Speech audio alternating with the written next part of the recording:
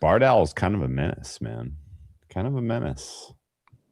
All right. It is halftime, 24-17. The Niners take a 7-point lead into the half.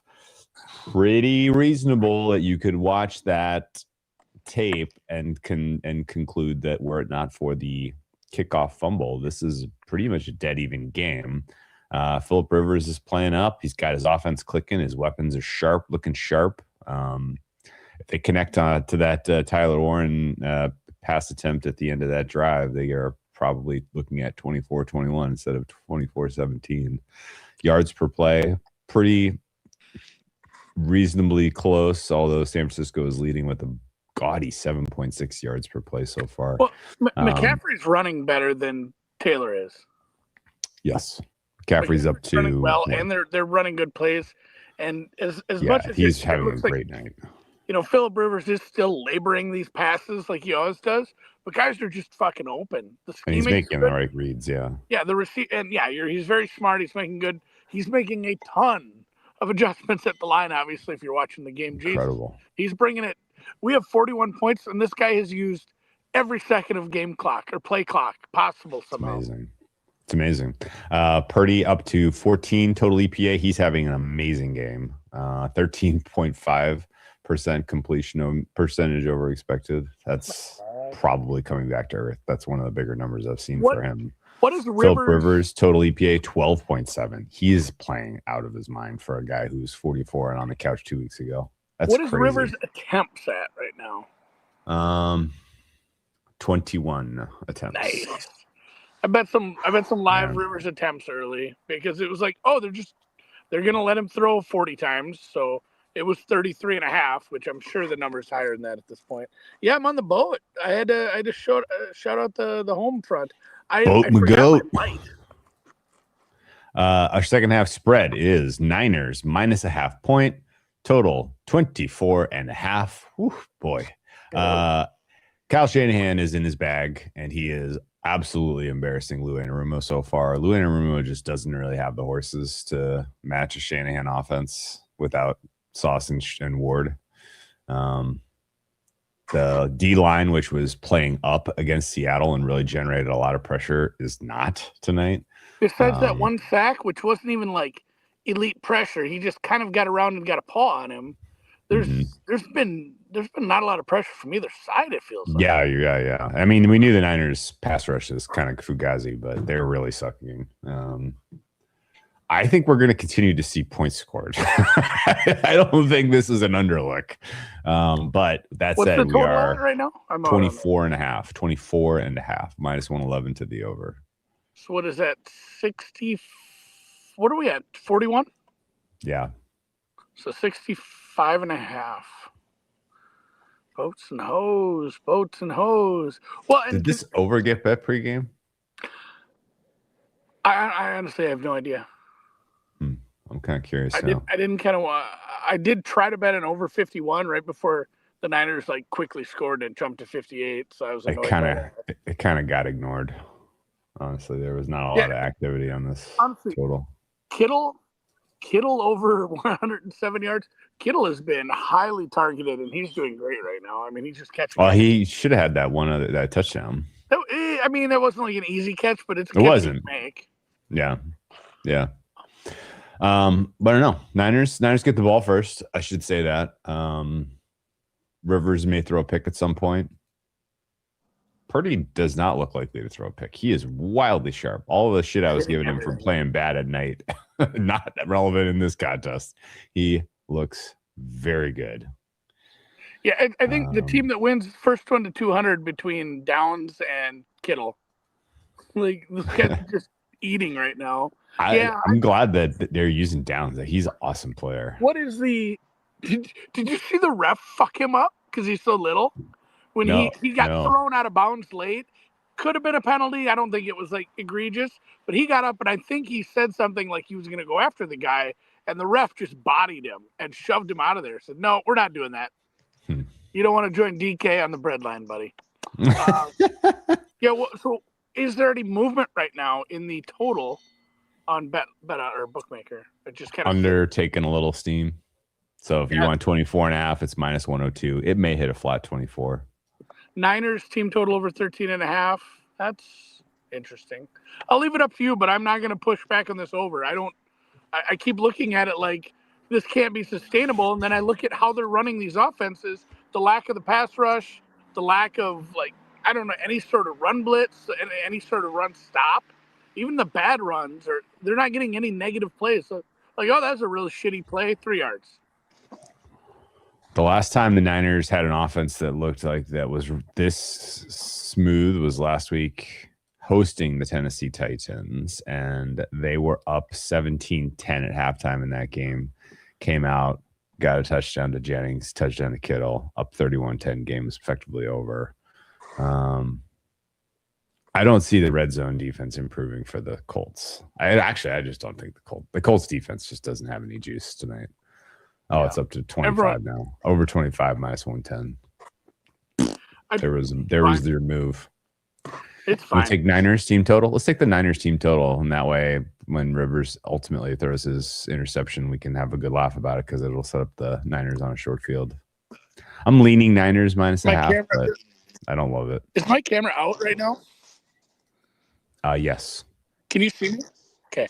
This is what happens when I minimize this window to open the sportsbook to bet. So give me a moment. Classic. The Niners team total is 37.5 minus 136.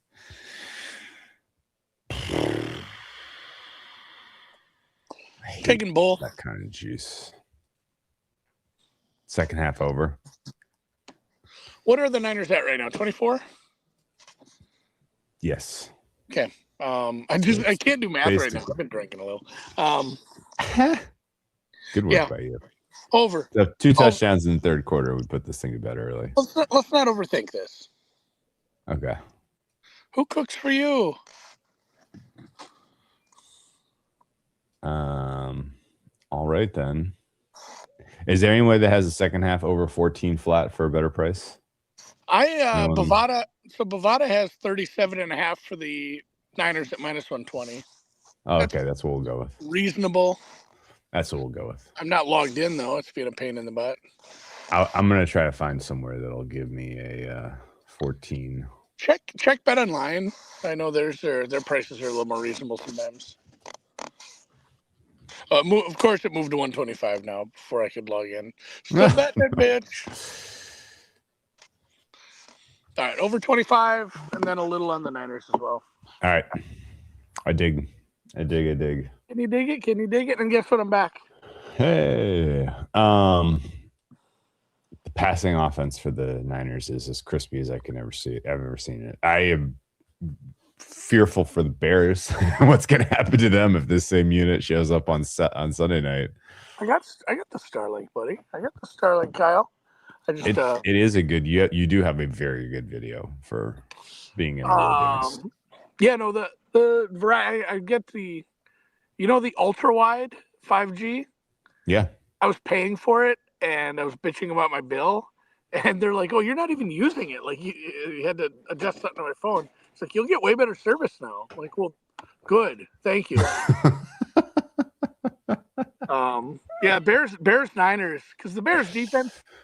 Here's the thing: the Bears defense is either giving up gobs of yards or they're getting turnovers, and if those turnovers are in plus territory for them, the Bears, that might just be another fucking barn burner. Yeah, it's a good call. That's fun, Matt Ryan. No pass rush at all. Caleb, if you give him time, he's going to take shots and hit him. So yeah, interesting. Maybe we just wait for what that total is. Probably about 50.5 ish. Yeah. You think? Does that sound right? I thought it was 50. I thought that's right around where it was. That's just my guess. I didn't have that in front of me. It's 49.5 out there. I think that's a nice overlook. Seahawks, Niners, probably not going to get the primetime spot in week 18 because they love those win in your in games, and it feels like Bucks Carolina is going to be very win in your in. Yeah.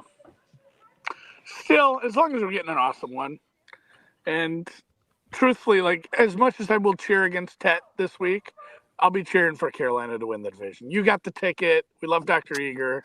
It's a fun story. And the Bucks have had their fun. And also, neither team is going to do much in the playoffs. So let's get the better fun team in. Honestly, who's a fun rematch of Carolina Rams. That was a sneaky good game. McVay has to be just seething if he sees that on the schedule. Seems like a seether. You know what else would be? You know what else would be a really fun rematch if the Bucks managed to come through? Bucks Seahawks. Oh yeah, look at that. Good job by you. You're ready for the holiday photos. Yeah. It's not actually that cold out here. I just put a hat on to be reasonable. You don't want to get sick on the eve. The Seahawks Buccaneers. You remember that game 9 million years ago when the Buccaneers had a good offense? Yeah, that would be a fun rematch too, just to see how the hell the market would price that one, considering where those teams have gone since that time. Go ahead. Is the play 49ers over or second half over? All of it. Use your imagination. Any one you want. Yeah, over 25. I just put that in because I think that's a little bit better bet at that price. You can still get it at minus 133. I don't think that's terrible. Second half total is settling in at 25, even juicy. Not a lot of action on the sides. All those bettors who are so excited to line up and get some Colts in pocket pregame are just sitting on their hands, hoping that they have a way to get out of this ticket if they haven't already gotten out of it. Kittle to score again isn't a bad, obviously, I think my game plan would be to adjust to him. I don't know that you have the secondary to. I mean, if you remember, a big problem with this team outside of, we thought the problem was going to be you have a grandfather playing quarterback. The problem is still just your secondary is too hurt to cover people right now. And Kittle's a monster. Oh, you got a fan. Alvaro's sister says you're a snack. You get the workout. It's a little tip / a little humble brag, but take care of your service people this time of year. Timmy. You're getting a haircut. You get a little bigger tip this time of year, guys, right? Oh, of course. It's the season. Yeah, thank you for a great year of service. Here you go. Timmy is looking for a signature cocktail for Christmas Day. Any thoughts? Tim, as you know, the Knicks tip off early, so you're gonna have to throttle a little, I think. Although I do think the Knicks are gonna win. I know we can get. The Knicks are taking on the Cavaliers. I think is a noon Eastern tip off there. Cavaliers haven't covered in, I think, approximately 40 games. That's rough math. Don't look it up. I think the Knicks take care of business on Christmas, but win by under 5.5. Have you ever had Tom and Jerry's? Ooh. Do we talk about that? No, but it's really big up here. I didn't know if that was regional or if we did talk about that. Okay. We were talking about how you could do a little fun when we were talking about the mulled wine, maybe, or I don't know. Did we ever talk about it? I don't think this has ever come up, Drew. You make the batter. You make the batter with the rum in it, and then you. Yep. Okay. Do you want to tell the people how to make a Tom and Jerry? I've never made it. I've only had it at bars. There's so many bars here that hey, we got Tom and Jerry's this weekend because it's coming up on Christmas, and you just have 10 of them. Yeah, I feel bad because you're full. It's very filling. Signature cocktail, it's like seasonally rum and pancake batter. I would recommend a seasonal. Here's 3 options for you. You ready? Yes. Number 1, Boulevardier. That's obviously the rye focused Negroni. Can I take a time out? Yeah, go ahead.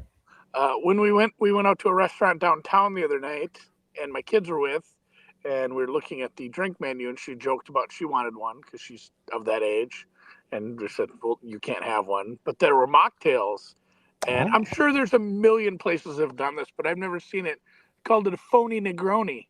Phony Negroni. It really tickled my funny bone. I said that's fucking funny. I said we should get one of these just so I can say this out loud. Dude, you know that? How in the world do you make a phony Negroni? I have no idea. It's 3 liquors. I know.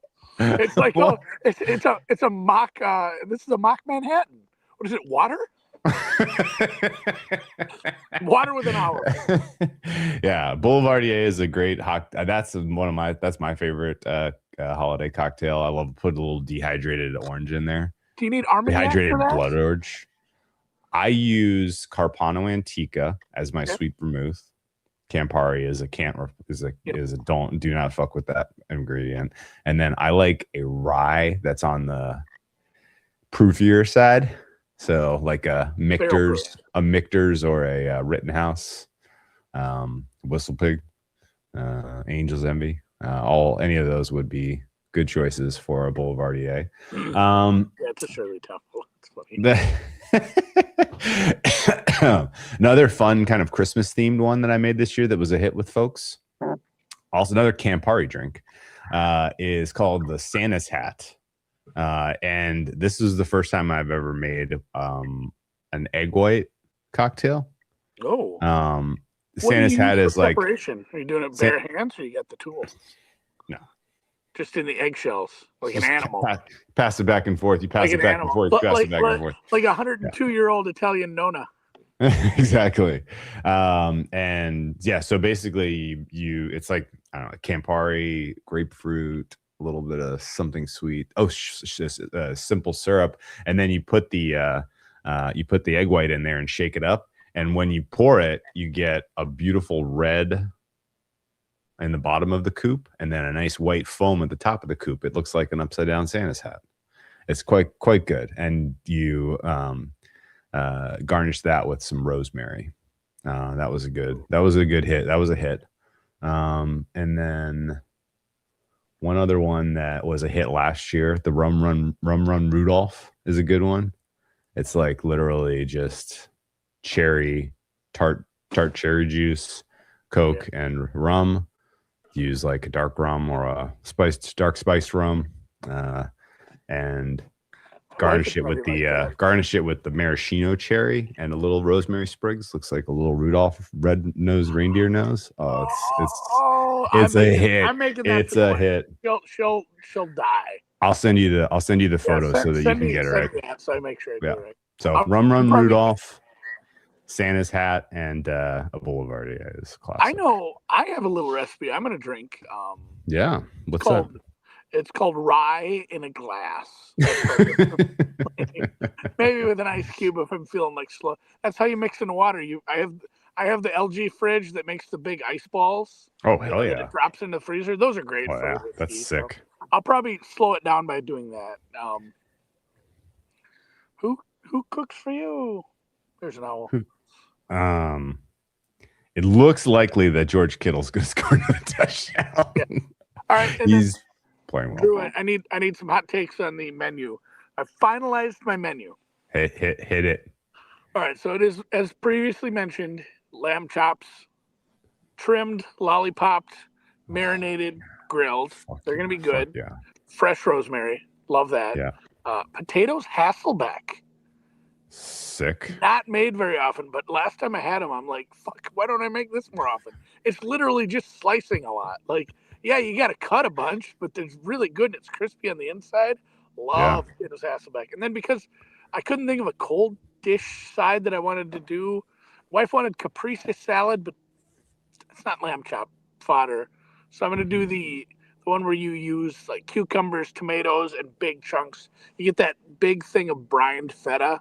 With the squares, rectangles in there. You mix that with some oils, some red wine vinegar, and then probably Brussels. I don't know is there a vegetable that is like this is Greek. I think maybe like zucchini and summer squash or something along those is that ilk. But I think I'm just gonna go Brussels sprouts because man, I love Brussels sprouts. We had them the other night too with the other set of grandparents. But man, if you bake them and roast them just right. Yeah. God. So and then some. It sounds great. Why? You're just showing off. That's a good. I just wanted to hear if anything didn't mix or match right. Aubergine. I mean, if you want a Greek side dish, there's a lot of good eggplant ones. Yeah, that's true. I don't know. Is eggplant in right now in season? It's tougher up here. Who scored for the Niners? I'm out in the boat. Oh, I haven't seen the touchdown yet. It was Juwan Jennings. JJ. We're back to reliving last week where they came out of the half and they scored a touchdown with Juwan Jennings and then later got George Kittle a TD. And then Christmas Day will be spent at home with just me and the family. Importantly, Andy, the extra point. Good. What's good? Anyway, good. So we're doing what I call a going to the bar in Wisconsin Christmas dinner. Okay. Where I went to Instacart and went to Aldi, and I just typed in like frozen appetizers, and I put in toasted ravioli, cheese curds, mott sticks, pretzel bites, mushrooms, there's like 9 things. So I'm gonna have to have both ovens going, the convection microwave and the air fryer all at once. Onion rings. We're talking chicken fries. It's gonna be. Oh, I'm just gonna hurt. I won't be able to take my wedding ring off. I'll be like 80% salt. Barbecue sauce on my shirt. It's gonna be good. Sounds great, man. But when you have kids, you got to do shit like that. They love that. They do. Much Brock Purdy's total EPA generated up to 20. This is now an all-timer from him, and it's been 2 1/4 quarters. Some people are talking about him, but it feels like they're under talked about as far as, I mean, right now watching this team, and granted, they're playing a team with bad cornerbacks right now. They're a little under talked about because there's so many great stories in the NFC, but like this team being in the Super Bowl, pretty fucking live. Even as a wild card, just because of if Purdy is going to do the thing where he's the most efficient fucking person in the history of football. Yeah. This is he's playing like he played during his coulda shoulda won the MVP season, except he had 4 interceptions when everyone was watching. That's how well he's playing. I agree. I completely agree. And also, Andy, I can't take any more futures. There is a world where we wake up on January 5th, 6th. I guess. We wake up on January 5th and San Francisco is just home until Valentine's Day. like they might be the 1 seed where their path comes through San Francisco and then they're playing the Super Bowl there. Yeah. Oh my! I'd forgotten where the Super Bowl was. Yeah. Oh my, Brock. Kyle Shanahan finally getting over the hump at home. That would be something. Yeah, if only they had Ayuk. Cool. I don't think that. Did you see the video of Ayuk like driving past the stadium really fast, being mad? No, that's funny though. Yeah, he went on like IG Live or something and he's driving like 75 miles an hour past the stadium, being angry at him.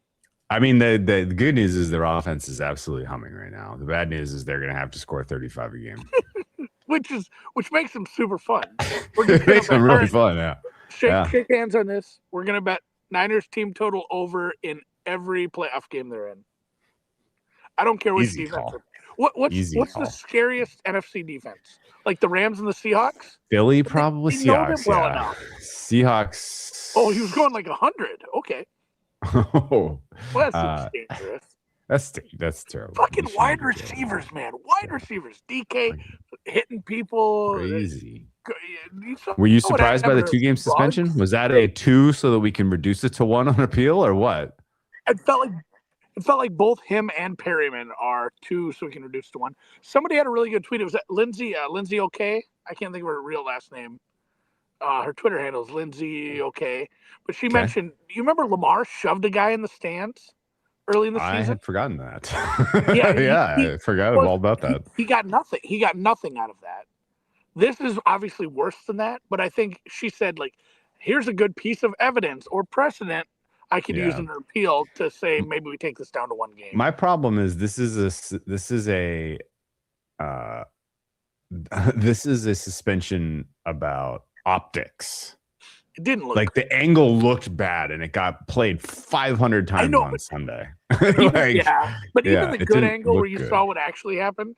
Yeah. Still probably don't need to grab that guy by the shirt, and they need to make that clear. Yeah. I honestly was expecting something, but a little surprised he got 2. Yeah. Either way. Niners The toughest defense that they'll have to face is Seattle, but certainly they don't have quite the juice and teeth that we thought against an elite offense, as proved on Thursday night at home. Yeah, you can game plan if you have a really well. I mean, but do they have someone smart like McVay calling plays? If Philly's secondary is healthy, they have some exciting whites back there that could do some nice matching up with San Francisco. Big Fangio's D, I could see being a problem. What are the Colts doing on offense right now? I don't have a TV other. Jonathan Taylor's running inefficiently, and then yeah, he doesn't look great tonight. I think some of it's the blocking. Yeah. Well, they got what is it, 1st and 10? I guess he got the oh no, that was I don't know what the fuck is going on. Was there a penalty or something? I don't know. I'm sorry, I wasn't watching. No, I wasn't watching. I just didn't understand how they got the first down. But sometimes when we touch. Oh, it was a 15-yard penalty, unnecessary roughness on Diamador Lenoir. So the Colts find themselves at midfield. 5 minutes have elapsed in the third quarter. And it's funny, we mentioned the Flournoy injury when we were talking about the Cowboys, but then we were puzzled by the Denzel Perryman thing. And then you go back and look, like he was the one who injured Flournoy. That was what it was, yeah. Crazy. All right. Well, I don't really have anything else, man. No, let's go enjoy the rest of your game. Have some more cocktails. Thank God. Really kind of. That was a catch, I'm pretty sure, but not. Who the fuck knows the way they call things these days? All right, man. Yeah. I'll see you on Christmas. We'll see you guys on Christmas. We'll do a halftime show. We are tentatively planning on at least one. At least one. We'll see how we're feeling. It'll probably be Linos Vikes. Although the night game could be pretty wild. Not is that going to be? Are they really? We'll be drunk. You know what? I'm kind of. They're going to make Al Michaels go to that, right? Someone, that picture of Bob Uecker where he just doesn't give a fuck anymore and he's wearing the wife beater. Yeah. They said this is going to be Al if they make him go to that game. I think they're going to make him go, right? Yes, of course they are. And he does no way. He's going to be. Oh, that guy's going to be tilted out of his mind. Mm-hmm. What is my favorite whiskey? What's my whiskey of choice? Oh, boy, I like them all. We mentioned Michter. I'm on a Michter bend. Lately. Are you? Man, I mean, just as far as like the good stuff, I do love rye more than bourbon. I'm a big rye guy. So Angel's Envy rye is super solid. It's a good one. Yeah, it's a good one. The best bourbon I've ever had is Christmas. I know it off the top of my head. It was the William LaRue Weller. Oh, God. Weller weeded. That's pretty solid, too. Holy fucking shit. The William LaRue Weller, like, special bottling that they did. I had a sip of a shot at a bar in May, and I was just like, it was like face melting. It was so good. And I was like, I should buy a bottle of that. They're like $1,000. It's a little insane. Yeah. William LaRue Weller. If anyone has a family member who is super wealthy and interested in alcohol, twist their arm to get some so you can try it. It's about $1,000 bottle, but it was like absolutely blew my socks off. It was crazy. What's the most you ever spent, you think, on a bottle that you actually bought and brought home? Because I've had very expensive stuff, but it's like I'll pay for one shot of this. I got a Magnum of Cabernet in Napa last year that was $750. No, whiskey. God knows you spent $800 on a bottle of wine.